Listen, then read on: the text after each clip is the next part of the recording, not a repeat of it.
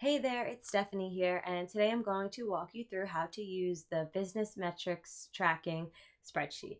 So first off, I'm going to start with the goals page. On this page, all you're going to have to fill in is this column that is yellow. The rest is going to auto-populate for you.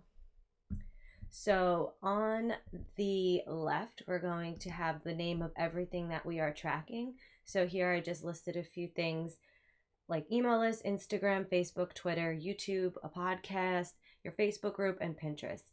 Now, you don't have to have all these things, but I have everything listed there in case you do use all these things so that you can track them going forward. Feel free to replace any of them with something else that you are tracking in your business. So you're going to put in the goals of what your total you want to be or what you want to get to. And then that's all you're going to do on this page. This rest of the page is going to make more sense once I show you the log page, but just know that you do not have to enter anything in this section. Your dates, your starting date's going to auto-populate for you when you put it in, and your current log is going to pull in all the information as well. Then there's going to be some math that is done from what your current stat is to your goal that you put in, which is the yellow box. So now on to the log sheet, which is going to make more sense. So this is the log page, and all you're going to have to do is log in the date and then put in the numbers for each of the categories. Then the most important part would be to take notes of what's going on that week. So you're going to want this whole column to be filled out. I just put in 2 right now just to give you a demo example once I go to the next page. So in here, you're going to want to keep track of what you're doing that week, whether it's hosting a webinar, promoting a freebie, having a contest, or any other thing. Even going on vacation, I like to write down so I know if anything kind of got messed up while I was away, if I need to work on something, need to tighten something up. So just know that this note section is going to be key when you look back at your data to see if something spiked, if something declined, and you're going to know why it happened and not have to play a guessing game. So again, track your numbers on this spreadsheet, and I recommend doing this weekly. Bi-weekly is good, but every week is good, and keep it consistent. So you could put a reminder in your phone if you need to, or if you're using a project management tool like Asana, you can have a recurring task every Friday, log in your stats. Just be sure to stay consistent with it so that when you do see the spikes, everything's consistent on a weekly basis. So next is the fun part, which is the growth dashboard. So here you get to see all these cool, colorful charts. So each one is going to correlate to your log sheet, and all the dates are going to auto-populate on the bottom, and then you're going to see the bars start to fill in. So here is just a better way to visually see what's happening. So for example, here on 4-5, we have a decline. So you'll easily see that here if you're looking at a bunch of numbers, you might miss this.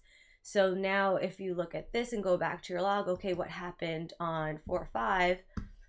You'll see you went on vacation. So that could be an indicator that you need to tighten something up while you're away, and you can fix that going forward. But you probably would have missed that if you didn't keep notes. So it's very important to keep the notes. So again, this is the growth dashboard. It has it for every category. So now onto your growth stats page. So on this page, you do not have to enter any information. All this is going to be pulled from the log sheet. So every date that you enter is going to pull in, and then it's going to bring in each number that you entered into the corresponding columns. And then the growth column is auto-populated. So let me try to break it down for you. So the greens mean that something has doubled or more. So 100% or greater. So example here, from 50 to 100, it doubled. So that's 100% growth. So that's going to automatically go green. Anything above 100 will go green. So if something declines and you go under 0%, you go negative, then it's going to automatically go red. So from here, it goes from 300 to 200. So you see that's a decline. So it's going to show negative 33%. So these are automatically done for you. So again, you do not have to touch this page. You just kind of check in every once in a while and see, look for reds, look for greens, and then you can refer back to your log sheet in the notes to see what went on that week that caused these numbers to go up or down. So this is for everything that we're tracking. So you can go all the way across. And if it's white, that just means it stayed from 0 to 99% and that there was nothing that spiked or declined. So now back to your goals sheet.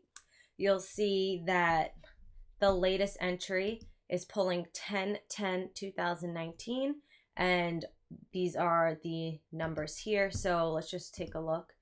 Right here it says 10/10, and all these numbers are going to correspond to that column. So if we were to add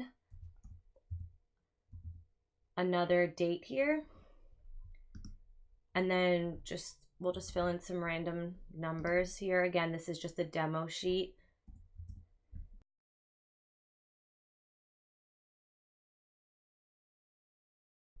So now that we see that we have a whole nother entry, we go back to the goal sheet. The date is updated, and now the numbers are also updated. So now we have 2 green boxes. So we see that we've hit our goal for Pinterest for 1,200.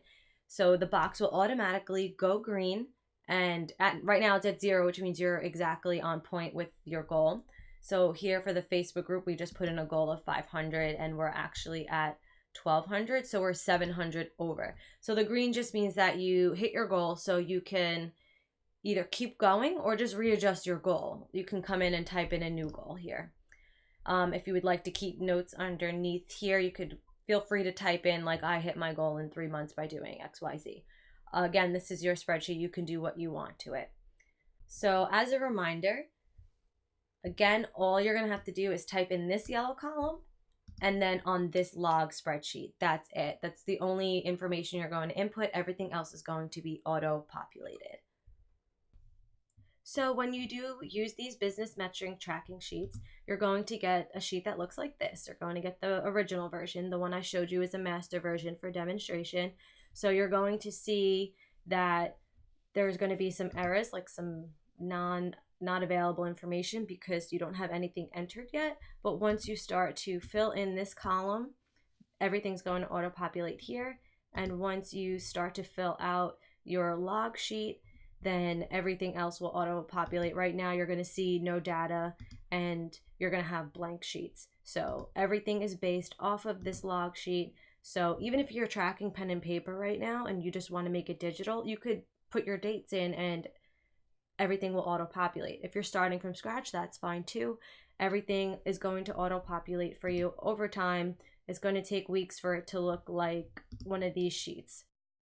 So there you have it. That is your business metrics tracking spreadsheet. Feel free to reach out to me if you have any questions. You can email me at support@stephaniecantelmo.com.